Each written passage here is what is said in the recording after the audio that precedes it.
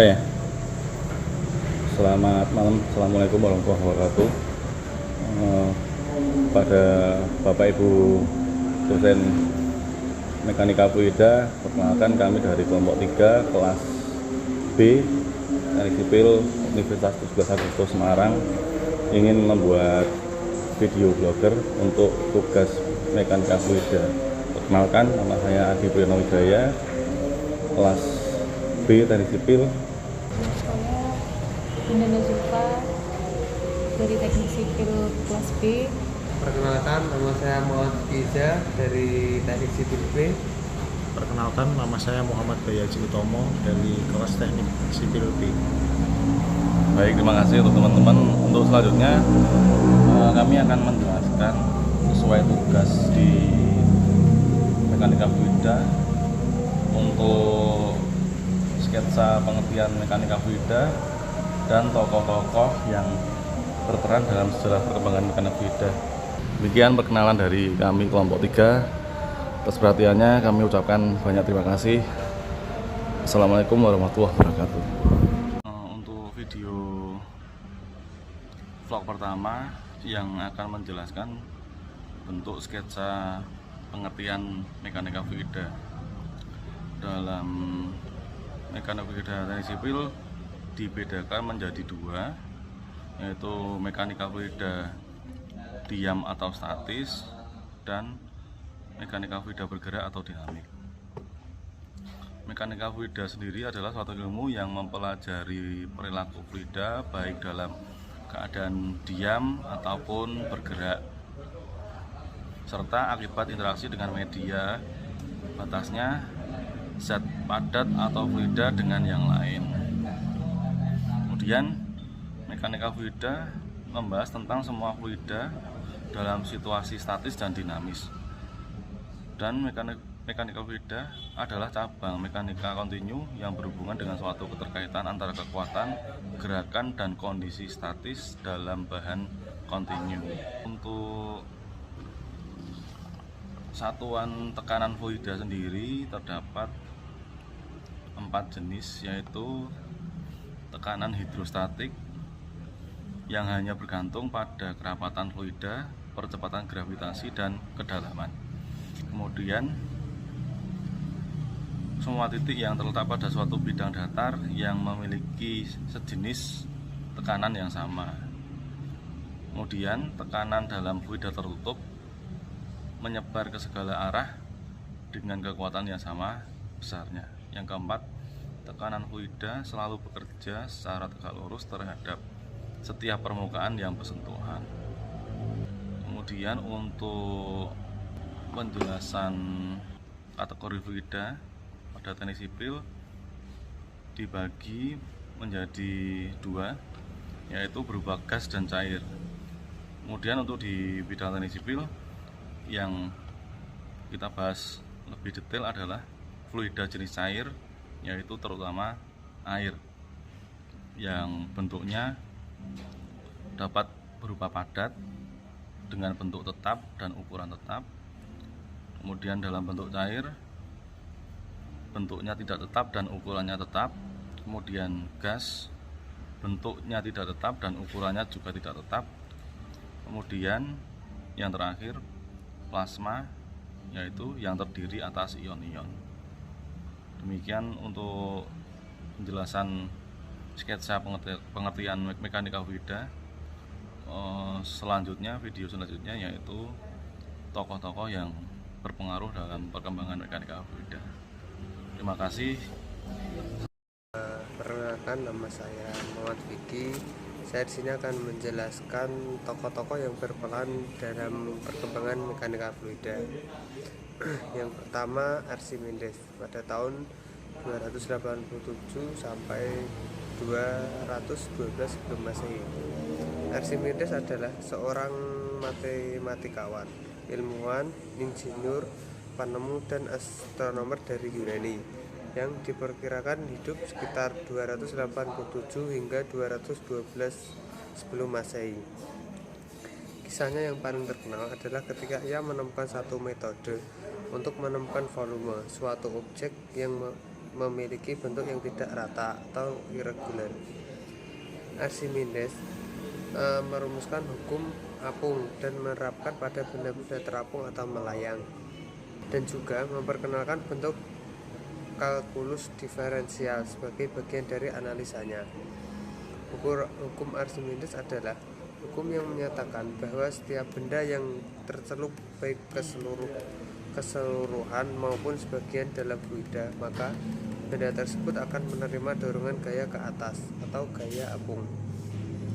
Besarnya gaya apung yang diterima nilainya sama dengan berat air yang dipindahkan oleh bot, dan memiliki arah gaya yang bertolak belakang atau arah gaya berat ke bawah, arah gaya apung ke atas.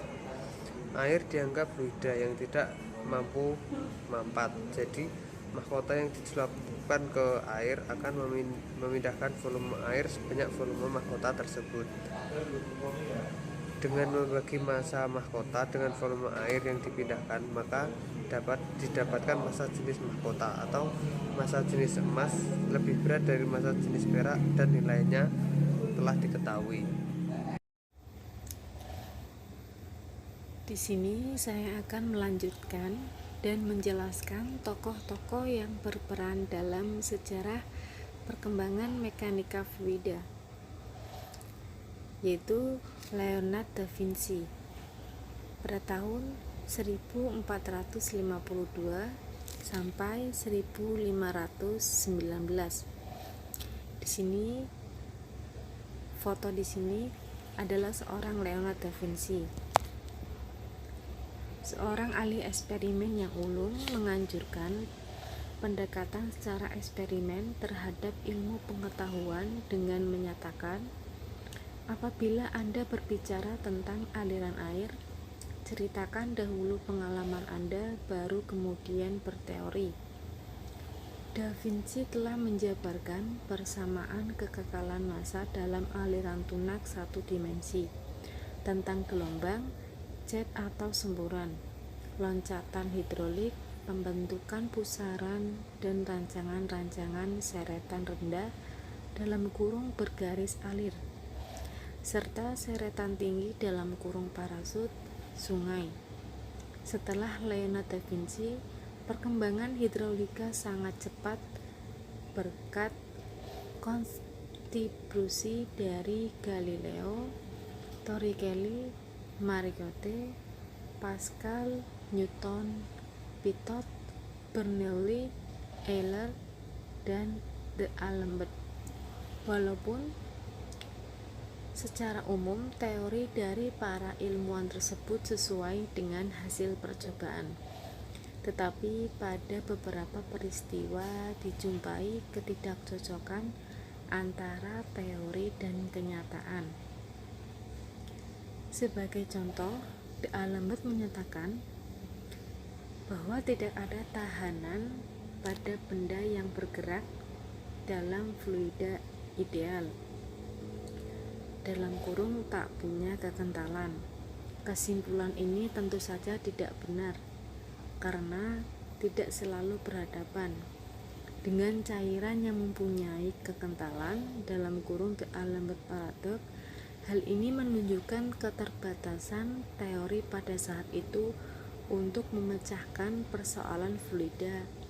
Matematika yang berkembang pesat juga mempengaruhi perkembangan hidrolika, yang mengakibatkan terbentuknya dua aliran teoritis dalam kurung hidrodinamik dan praktis, hidrolika praktis.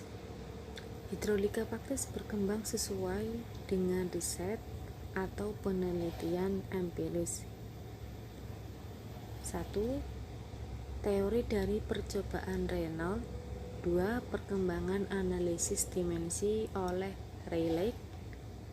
3. Penggunaan model untuk menyelesaikan persoalan fluida oleh Freud, Reynolds, Vernon Harcourt, Forgeot, and Engels.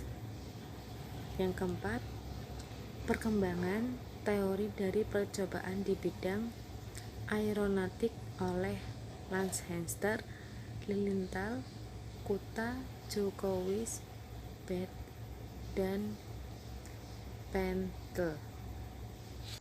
Baik, nama saya Muhammad Bayu Aji Utomo dari kelas Teknik Sipil B.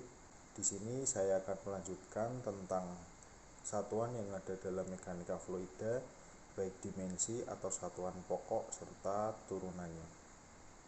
Yang pertama, dimensi adalah ukuran untuk menyatakan perubahan fisika secara kuantitas. Sedangkan satuan yaitu cara khusus untuk mengaitkan sebuah bilangan dengan dimensi kuantitatif. Sistem satuan senantiasa berbeda-beda dari satu negara ke negara lain, walaupun kesepakatan internasional telah dicapai. Pada mulanya banyak dipakai yaitu satuan Inggris. Namun karena terlalu banyak menggunakan faktor konversi, maka dianggap rumit dan tidak praktis.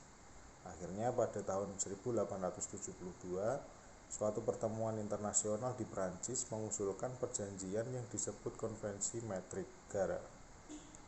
Lalu konferensi umum tentang timbangan dan ukuran diselenggarakan pada tahun 1960 untuk membakukan sistem metrik. Konferensi ini mengusulkan sistem satuan internasional yang kita singkat dengan SI, seperti yang selama ini kita pakai. Sistem satuan yang digunakan dalam ilmu-ilmu teknik, terutama mekanika, yaitu yang pertama ada BG, British Gravitational, atau USG, US Customary, atau yang kita kenal dengan sistem British atau Inggris. Yang kedua ada CSI atau sistem internasional. Yang ketiga ada US Inconsistent. Yang keempat ada metrik CGS. Yang kelima ada metrik MKS. Metrik CGS yaitu varian dari sistem metrik yang menggunakan cm sebagai satuan panjang, lalu gram sebagai satuan massa, dan second untuk satuan waktu. Sedangkan metrik MKS yaitu varian dari sistem metrik yang menggunakan meter sebagai satuan panjang, kilogram sebagai satuan massa, dan second sebagai satuan waktu. Di dalam mekanika fluida hanya ada 4 dimensi pokok, yaitu massa, panjang, waktu, dan suhu. Bisa kita lihat di dalam tabel ini. Setelah tabel besaran pokok, kini kita lihat tabel kedua yaitu besaran-besaran turunan dan satuannya dalam sistem British dan sistem internasional. Demikian tentang satuan yang ada dalam mekanika fluida.